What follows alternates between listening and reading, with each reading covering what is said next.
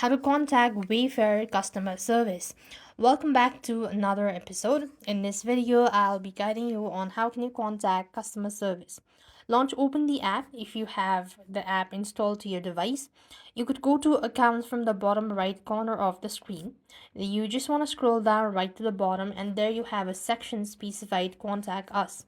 You could then tap onto either quick service or help and support. This is where you will be able to go ahead and contact, or you could simply go ahead and select one of these options that you're having issue with. If the option isn't available on to the title, you could then tap onto the search bar and type in your issue. This is how you're supposed to contact customer service.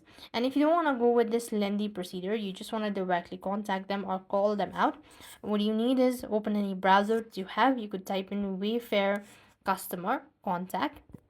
Here you go, there is a number. You could simply copy this out and then call them onto the toll-free number, and this way you're supposed to contact a Wayfair customer service. So that's how things work. With that being said, we've completed our steps. Thank you for watching. See you in the next video.